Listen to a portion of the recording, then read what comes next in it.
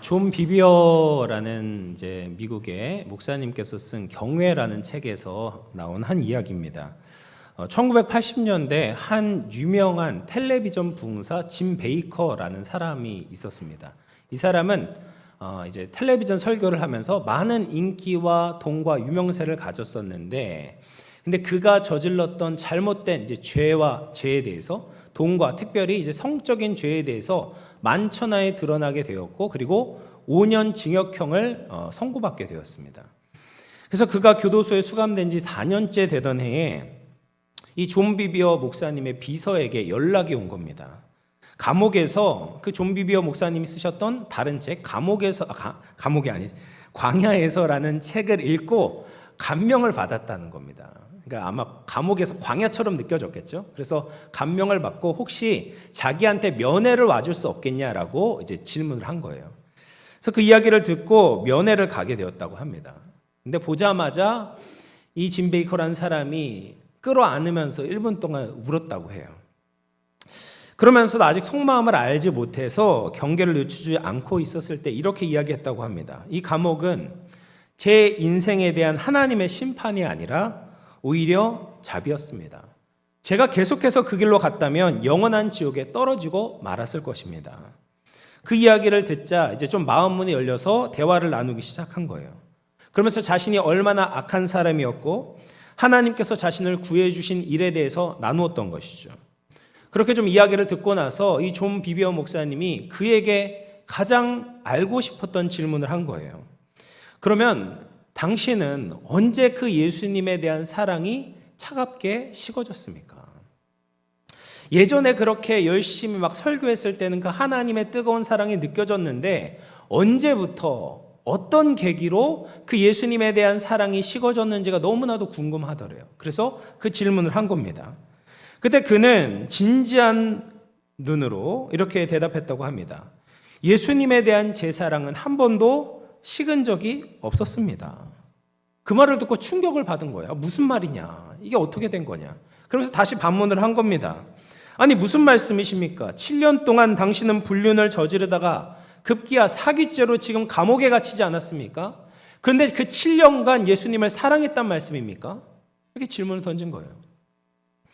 그러자 그 사람은 침착하게 대답했습니다. 저는 내내 예수님을 사랑했습니다. 하지만 저는 하나님을 두려워하지 않았습니다. 저 같은 사람은 무수히 많습니다. 예수님은 사랑하지만 하나님을 두려워하지 않는 사람들 말입니다. 여러분, 하나님을 경외하는 것은 우리의 신앙에 있어서 너무나도 중요한 핵심 가치입니다. 예수님을 사랑한다고 하면서 경외하지 않으면 하나님을 경홀히 여길 수밖에 없습니다. 성경에서 말하는 하나님에 대해서 알지 못하고 믿을 수 없게 되는 겁니다. 내가 원하는 하나님, 내가 만든 하나님을 섬기고 그 하나님에 대해서 이익을 얻으려고 할 뿐인 것이죠. 그런 것은 바른 신앙을 가질 수 없게 만듭니다. 우리와 죄가 타협하게 만드는 것입니다. 그래서 저는 오늘 여러분들과 하나님을 경외하는 신앙이 무엇인가, 하나님을 경외하는 믿음이란 무엇인가 같이 말씀을 나누고자 합니다. 오늘 본문 말씀 4절과 5절을 보면 좀 이상한 그런 구조를 가지고 있습니다. 4절을 보면 두려워하지 말라라는 명령이 나와요. 그런데 바로 뒤에 5절을 보면 뭐라고 합니까? 두려워하라, 또 두려워하라 라고 이야기를 합니다. 뭐는 두려워하지 말라고 하고 어떤 것은 또 바로 두려워하라라고 말을 하는 겁니다. 그러니까 성도에게 있어서 어떤 것은 두려워하지 말아야 되는데 동시에 우리가 두려워해야 할 분이 있다는 겁니다. 이것을 분별해서 두려워하지 말아야 될 것은 두려워하지 말고 두려워할 분은 두려워해야지 바른 신앙의 길로 갈 수 있다는 거예요. 그럼 우리가 두려워하지 말아야 될 대상이 무엇인가? 바로 사람을 두려워하지 말라라고 말씀하세요. 여러분, 사람을 두려워하는 것은 두 가지 종류의 모습이 나옵니다. 먼저는 사람들의 반대로 인해서 내가 해를 받게 될 것을 두려워할 수가 있습니다. 본문 말씀 4절 말씀 보시면 같이 읽어보겠습니다. 시작. 너희에게 말하노니 몸을 죽이고 그 후에는 능히 더 못하는 자들을 두려워하지 말라. 여러분, 사람은 정말 무서운 힘을 가지고 있습니다. 한 사람이 대중의 여론에 의해서 순식간에 무너지거나 사라질 수가 있습니다. 여러분, 지난주에 이 대통령 강형욱이라는 분과 관련된 기사가 굉장히 이슈몰이를 했었습니다. 이 개조련사로서 매스컴에서 많은 인기를 얻었던 강형욱 씨가 세웠던 회사에 전 직원이 폭로를 한 거예요. 인터뷰를 하면서 폭로를 했습니다. 이 강형욱 씨가 갑질을 했다는 거예요. 그래서 업무를 하고 있는 컴퓨터 모니터를 볼 수 있는 CCTV를 설치를 했고, 또 사내 메신저를 수시로 검사를 했다. 그러면서 잔소리를 했다는 거예요. 그리고 명절 선물로 스팸 세트를 준비했는데 개 배변 봉투에 줘서 기분이 나빴다라는 거예요. 그래서 이제 인터뷰를 듣고 많은 사람들이 강영욱 씨에 대해서 등을 돌리기 시작했습니다. 반대 여론이 조성되기 시작했어요. 그래서 강영욱 씨의 그 회사를 검찰이 압수수색을 해야 된다, 조사를 해야 된다, 다시는 사회에 발을 못 붙이게 해야 된다, 이런 식으로 사람들이 막 비난의 그 말을 쏟아 부었습니다. 그런데 엊그제 이제 반박 인터뷰가 나왔는데 그 전 직원이 악의적으로 좀 인터뷰를 했던 거예요. 그러니까 CCTV를 설치하는 것은 합법입니다. 그리고 사내 메신저도 원래 사장에게 공개되어 있는 프로그램이라는 거예요. 명절 선물도 주문이 잘못 들어가는 바람에 대용량으로 오게 되었고 직원들의 동의를 받아서 봉투에 나눠 가졌다라는 것입니다. 어찌됐든 사람들의 여론 때문에 한 사람이 매장되는 것은 순식간에 이루어지는 것이죠. 사람들은 자신의 입맛에 맞지 않으면 한 단체, 한 정당, 한 사람을 매장시킬 수 있습니다. 무너뜨릴 수 있습니다. 그래서 우리는 사람들을 두려워하게 됩니다. 사람들의 평가가 두렵고 사람들의 비난이 두렵습니다. 사람들이 현재 우리의 삶에 지대한 영향을 미치는 것이 확실합니다. 그런데 성경은 사람을 두려워하지 말라라고 말합니다. 왜냐하면 대중들의 뜻이 항상 옳지만은 않기 때문입니다. 많은 경우에 무지한 대중이 하나님의 뜻을 거스를 때가 많습니다. 그럼에도 불구하고 사람들을 두려워해서 하나님이 원하시는 길로 하나님께서 원하시는 그 선택을 하지 못할 수 있기 때문에 성경은 사람들을 두려워하지 말라라고 말하는 거예요. 그리고 다음으로 우리가 두려워하는 것은, 사람들을 두려워하는 것은 사람들이 우리의 가치를 결정해 준다고 믿기 때문에 사람들을 두려워할 수 있습니다. 오늘 본문 말씀의 배경이 뭐냐면 12장 1절에 나오는데요. 12장 1절 말씀 우리 같이 한번 읽어보도록 하겠습니다. 시작. 그동안에 우리 수만 명이 모여 서로 갈등강국되었더니 예수께서 먼저 제자들에게 말씀하시되 바리새인들의 누룩 곧 외식을 주의해라. 지금 상황이 어떤 상황이냐면 많은 사람들이 예수님을 따라온 겁니다. 예수님 때문에 모여드는 겁니다. 서로 막 밟힐 만큼 많은 무리가 형성되어 있습니다. 이렇게 사람들이 예수님 때문에 모여 있으니까 예수님 측근에 있던 제자들의 어깨가 올라가게 되는 거예요. 아, 우리 주님께서 사람들에게 이렇게 인기가 많으시구나. 그러니까 나도 이 인기를 힘얻어서 그래서 내가 많은 권력을 얻을 수 있지 않을까라는 그런 기대를 하게 되는 거예요. 근데 그때 바로 예수님께서는 제자들에게 경고를 하시는 거예요. 바리새인들의 누룩 곧 외식을 주의하라 라고 말씀하십니다. 사람들에게 인정을 받게 될 때, 사람들을 의식하게 될 때 빠지게 되는 함정 중에 하나가 바로 바리새인의 외식이기 때문에 그렇습니다. 여러분, 외식이 무엇입니까? 속으로는 그렇지 않은데 겉으로는 나와 다른 가면을 쓰고 있는 거예요. 이 바리새인의 외식의 대표적인 모습이 무엇이었냐면 그들은 사람들에게 보이는 종교 활동을 철저하게 지킨 사람들이었습니다. 11조를 드리는데 박하와 운양과 채소의 11조를 드리는 거예요. 사람들이 그냥 쉽게 넘길 수 있는 향신료 하나조차도 떼어서 하나님께 드리는 겁니다. 그것을 보고서 얼마나 많은 사람들이 그들의 신앙을 지켜 올리면서 칭찬을 해주었겠습니까? 야, 역시 바리새인들의 신앙은 대단하다. 역시 나랑은 좀 다르구나 라고 칭찬을 하고 부축에 올렸을 것입니다. 근데 문제는 무엇이냐? 겉으로 드러난 그들의 행동과는 다르게 그들의 안에는 하나님의 공의와 사랑이 결여되어 있었던 거예요. 하나님은 중심을 보시고 마음을 보시는 분입니다. 그들의 속은 완전히 비어 있었어요. 하나님에 대한 공의에 대한 그런 경외함도 없었고 하나님을 사랑하지도 않았습니다. 그럼에도 불구하고 그들은 두려워하지 않고 겉으로만 하나님을 잘 믿는 척 행동을 지속했던 거예요. 왜요? 하나님은 두려워하지 않는데 사람들은 두려워하는 거예요. 사람들에게 받고 있었던 그 존경과 인정을 유지해야 했기 때문에 마음에도 없는 행동을 계속해서 하고 있었던 겁니다. 그래서 사람들이 몰려왔을 때, 사람들에게 인정받는 것 같았을 때 오히려 바리새인들의 외식, 바리새인들의 누룩을 주의하라고 예수님께서 경고하고 계시는 겁니다. 물론 우리가 사람들에게 인정을 받기 위해서 노력하는 것이 우리의 인생에 도움이 될 때가 많이 있습니다. 그런데 사람들의 이목을 두려워해서 사람들에게 인정을 받으려다가 오히려 하나님의 인정을 놓치는 경우가 많이 있는 겁니다. 그래서 우리는 성도들은 하나님의 인정에 초점을 맞추며 살아가야 되는 거예요. 하나님의 인정받는 것을 충분하게 여기라라는 말입니다. 사도행전을 보면 사람들을 두려워하다가 잘못된 길로 간 사람들이 있었습니다. 바로 아나니아와 삽비라입니다. 예루살렘 교회에 갑자기 많은 성도들이 늘어나게 되면서 그들의 생계를 유지하기 위해 많은 돈이 필요하게 되었습니다. 그래서 사도행전 4장 마지막에 보면 구브로 출신의 바나바라는 사람이 자신의 땅을 팔아서 사도들의 발 앞에 놓게 되는 겁니다.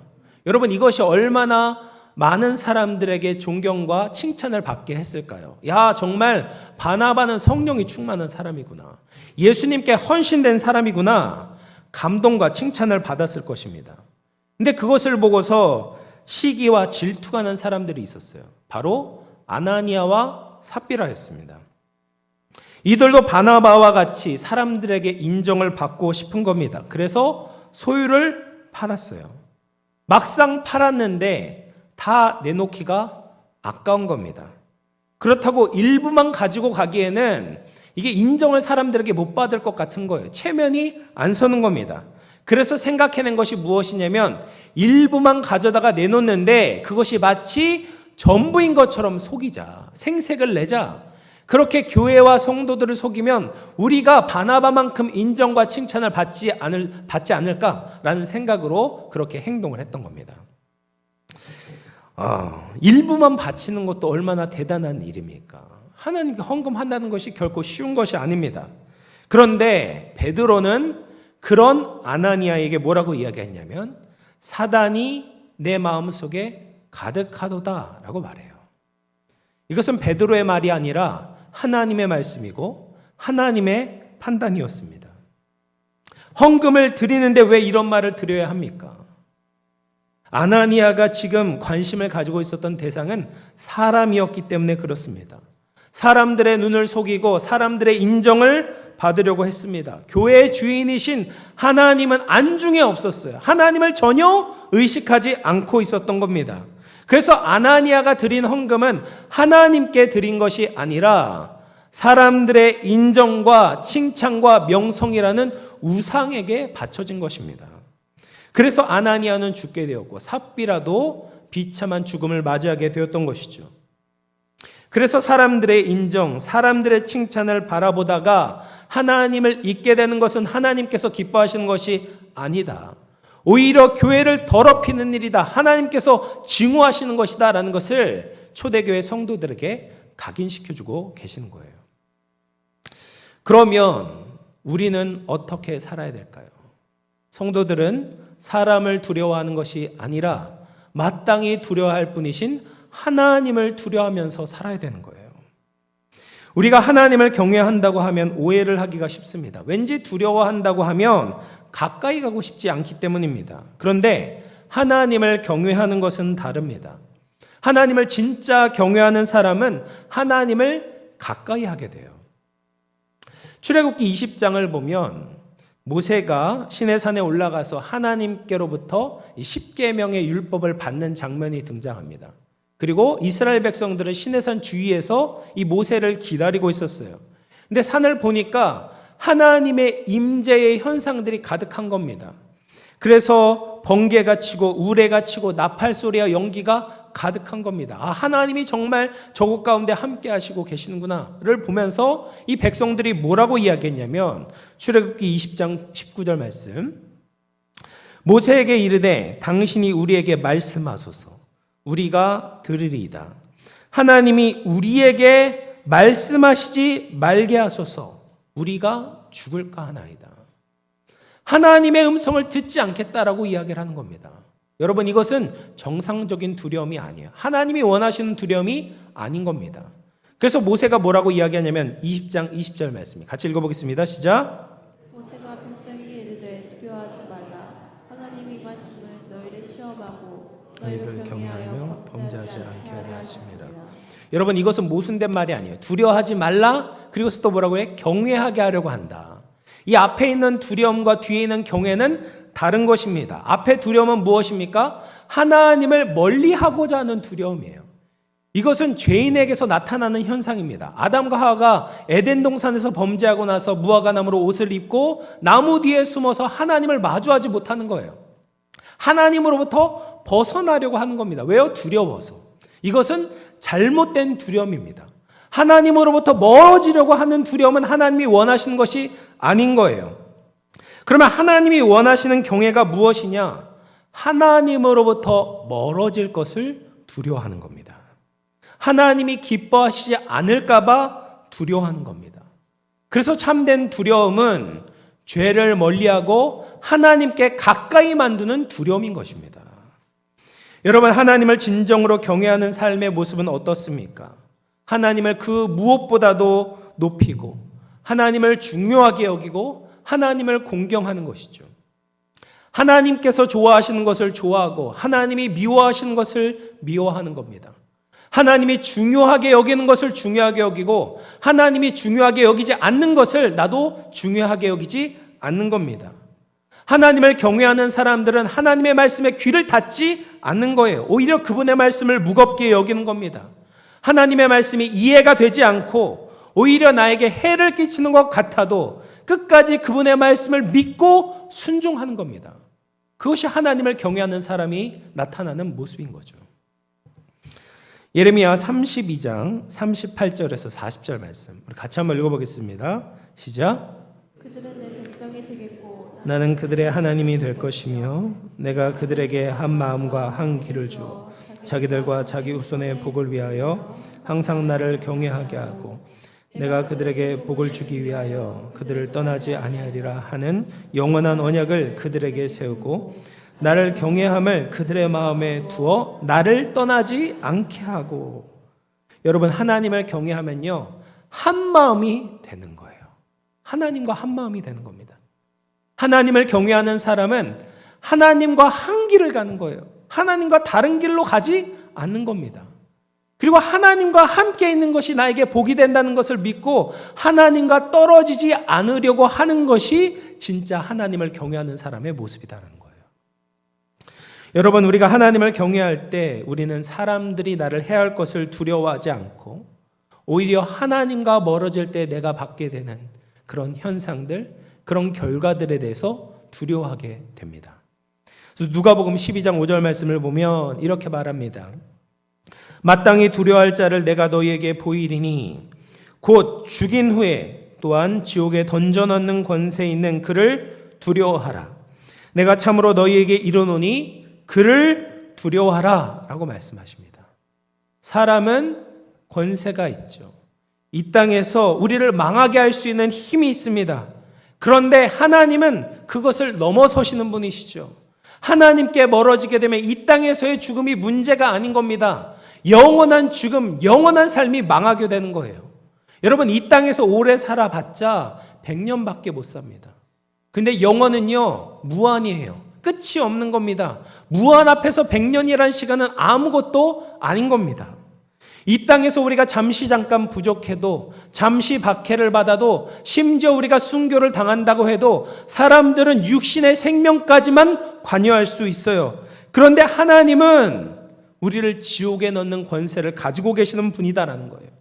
하나님과 멀어지게 되면 육신의 죽음이 문제가 아니라 영원한 심판을 받게 되는 것입니다. 여러분, 이것이 사실이죠. 이것이 진짜입니다.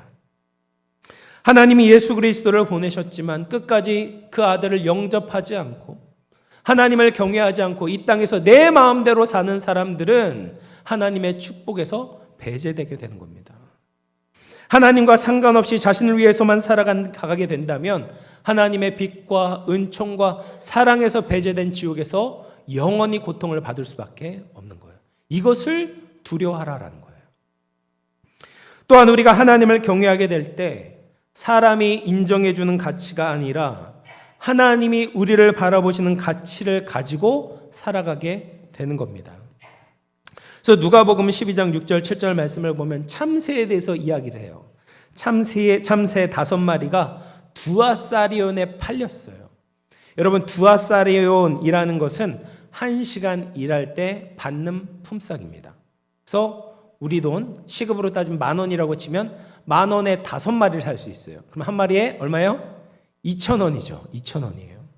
여러분, 2,000원이라는 가치로 생각하면 참새 한 마리는 뭐 있어도 되고 없어도 되는 그런 정도의 가치로 여겨지는 겁니다. 그런데 하나님 앞에서는 다른 가치를 갖게 되는 거예요. 왜냐하면 하나님께서 참새를 만드셨고 하나님께서 그 참새까지도 기억하시고 있기 때문에 이 참새 한 마리는 그냥 2,000원이라는 가치가 아니다라는 말씀이에요. 그런데 참새도 그렇게 아끼시는 하나님께서 우리를 얼마나 소중하게 여기시는가. 심지어 우리의 머리카락 개수까지도 아실 정도로 우리를 소중히 여기신다라고 성경에서 말하고 있습니다. 이것은 거짓말이 아니고 성경은 늘 진실만 이야기합니다. 여러분, 우리의 머리카락 개수가 얼마나 되겠습니까? 과학자들은 인간의 두피에 평균적으로 10만 개의 머리카락이 있다라고 이야기를 합니다. 누가 제 머리카락의 수를 정확하게 파악할 수 있을까요? 준비 시작! 하면서 세기 시작하면 제 머리카락의 정확한 수를 세실 수 있겠습니까? 못 세요. 못 셉니다. 네, 아까 1부 때 제 머리카락이 더 빠지면 셀 수 있을까요? 이렇게 물어봤는데 네, 그래도 못 세요. 왜냐하면 머리카락이 수시로 떨어져 나가기 때문에 빠지기 때문입니다. 하루에 50개에서 100개 정도가 머리카락이 빠지잖아요. 언제 어떻게 빠질지 모르는 겁니다. 그런데 하나님은 모든 순간 정확한 숫자를 아신다라는 말이에요. 무슨 말입니까? 하나님은 우리를 항상 보고 계신다라는 말이에요. 하나님 우리를 항상 생각하고 계신다라는 말입니다. 그만큼 하나님께서 우리를 소중히 여기시고 계시는 거예요. 얼마나 소중히 여기시는지 값을 주고 우리를 사셨습니다. 어떤 대가를 치르셨습니까? 예수 그리스도의 생명값을 치르고 우리를 사셨던 거예요. 그만큼 우리를 귀한 존재로 보시는 겁니다. 뿐만 아니라 하나님은 우리를 사랑하십니다. 얼만큼 사랑하시냐? 예수님을 사랑하는 것만큼 우리를 사랑하시는 거예요. 사랑하는 아들을 고통스럽게 죽여서 누구를 구원하려고 하겠습니까?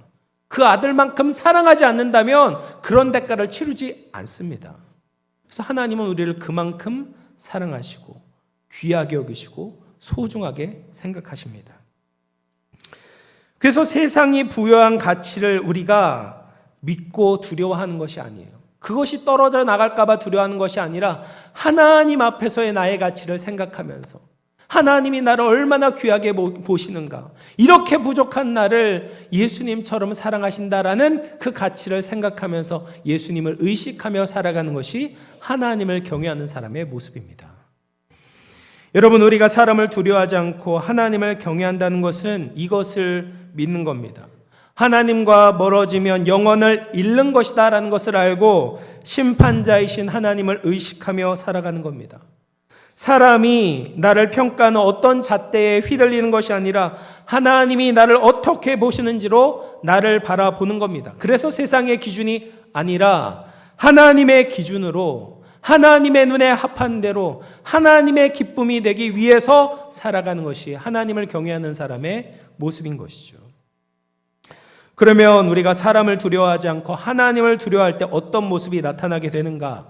누가복음 12장 8절 말씀 우리 같이 한번 읽어보겠습니다. 시작. 내가 또한 너희에게 말하노니 누구든지 사람 앞에서 나를 시인하면 인자도 하나님 사자들 앞에서 그를 시인할 것이요. 여러분, 하나님을 경외하면 사람 앞에서 하나님을 시인하는 거예요. 예수님을 시인하는 것은 어떤 상황에서도 변함없이 예수님을 믿음으로 살아간다라는 말입니다. 사람 앞에서 내가 가지고 있는 이 하나님에 대한 믿음을 감추지 않는 겁니다. 예수님에 대한 충성을 공개적으로 표현하고 성도답게 살아가는 자가 하나님을 경외하는 자다라고 말씀하고 계시는 겁니다.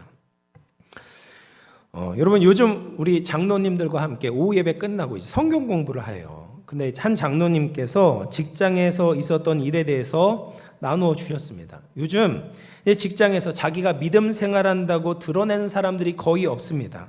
왜냐하면 그렇게 드러내면 불편한 점이 생기기 때문입니다. 그래서 상사로서 뭐 나쁜 말도 못하고 뭘 요구하기도 불편하게 되고 또 내 마음대로 활동한 데도 많은 제약이 있기 때문에 많은 사람들이 직장 다니면서 자신의 신앙에 대해서 공개하지 않습니다. 근데 이 장로님은 직장 생활을 하실 때 오히려 자기의 신앙 생활에 대해서 공개적으로 미리 이야기를 한다는 거예요. 왜 그러냐면 그렇게 말해야 오히려 직장에서 자신이 함부로 살 수 없다는 것을 알기 때문에 그렇다는 겁니다. 그래서 그렇게 직장에서도 신앙인답게 살기 위해서 몸부림쳤다라는 말을 듣고 제가 얼마나 도전을 받았는지 모릅니다. 여러분, 우리가 하나님을 경외한다면 이렇게 살아야 되지 않겠습니까? 하나님을 두려워하는 사람은 사람 앞에서 하나님을 감추지 않는 겁니다. 하나님을 시인하는 겁니다. 사람에게 어떤 불이익을 받을까, 사람에게 어떤 평가를 받을까 두려워하는 것이 아니에요. 우리가 직장에서 하나님으로부터 멀어질까 봐 두려워하는 겁니다. 내가 가정에서 하나님으로부터 멀어지고 있지는 않은가를 두려워하는 것입니다. 그래서 하나님의 마음과 하나님의 뜻에 멀어진 것을 두려워하면서 늘 믿음으로 하나님을 경외하며 살아가는 것이 하나님이 기뻐하시는 모습이다라는 거예요. 마지막으로 하나님을 경외하는 모범이 되신 분이 누구냐면 예수님이십니다. 하나님과 그렇게 가까우셨던 예수님은 하나님을 경외하는 분이셨어요. 이사야 11장 2절 3절 말씀 쉬운 성경으로 가지고 왔습니다. 우리 같이 한번 읽어보겠습니다. 시작. 여호와의 영이 그에게 내릴 것이고 주의 영이 그에게 지혜와 총명과 분별력과 능력을 주시며 주를 알고 경외하게 하실 것이다. 그는 여호와를 경외하는 것을 즐거움으로 여길 것이고 겉모습만 보고 판단하지 않으며 사람들이 하는 말을 듣고 판결을 내리지 않을 것이다. 여러분, 예수님 위에 성령이 강림하셨을 때 그 영은 하나님을 경외하게 하는 영입니다.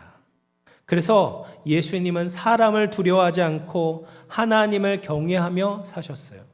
사람들에게 인기를 받으셨을 때도 사람들의 인기에 영합해서 살지 않으셨어요. 또 사람들이 싫어한다고 해도 사람들이 싫어하지만 하나님이 기뻐하시는 그 길을 가셨던 거예요. 십자가의 길을 가셨던 겁니다. 그렇게 하나님을 경외하며 사셨기 때문에 이는 내 사랑하는 자요, 내 기뻐하는 아들이다 라고 인정받고 칭찬받으셨던 겁니다. 뿐만 아니라 예수님은 어떻게 하셨는가? 3절 말씀을 보면 여호와를 경외하는 것을 즐거움으로 여기셨다라는 거예요. 하나님을 경외하는 것은 힘들고 복잡하고 무거운 것이 아니에요. 기쁜 거예요. 그래서 여호와를 두려워하는 기쁨이 있는 겁니다. 왜요? 하나님을 두려워하는 사람은 다른 아무것도 두려워하지 않기 때문입니다. 하나님을 두려워하면 세상을 두려워하지 않는 거예요. 하나님을 두려워하는 자들은 사람들의 이목 때문에 휘둘리지 않는 겁니다. 세상에 매이지 않고 자유롭게 되는 거예요. 모든 속박에서 풀려나게 되는 것입니다. 나를 가치 있게 보시고 나를 보호하시고 나의 영혼을 책임지시는 하나님을 생각하며 살아가게 될 때 하늘의 기쁨을 맛보며 살아가게 될 줄로 믿습니다. 사랑하는 성도 여러분, 이제 말씀을 마치겠습니다. 하나님을 경외하는 것은 신앙의 기초입니다.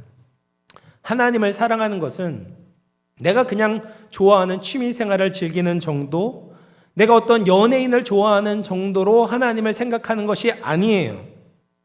거룩하신 하나님과 만나는 것이 얼마나 영광스러운 일인지 기억하고 하나님의 그 가치가 내가 추구해야 되는 가치라고 믿고 살아가면서 하나님의 말씀에 내 인생을 조종하며 살아가는 그 경외함으로 하나님을 사랑하는 겁니다. 그래서 하나님을 경외하는 사람만 하나님께 가까이 갈 수 있어요. 하나님을 경외하게 될 때 우리의 예배가 바뀌게 되는 겁니다. 하나님을 경외하게 될 때 우리의 삶 속에서 주님을 시인하고 주님을 인정하고 주님을 전하며 주님을 위해 살아갈 수 있게 됩니다. 우리 모두 그렇게 세상을 두려워하지 말고 사람을 두려워하지 말고 하나님을 경외하는 진정한 기쁨을 누리며 하나님께 영광을 돌릴 수 있는 우리 모든 영혼의 권속들 다 되시기를 주님의 이름으로 축원을 드리겠습니다.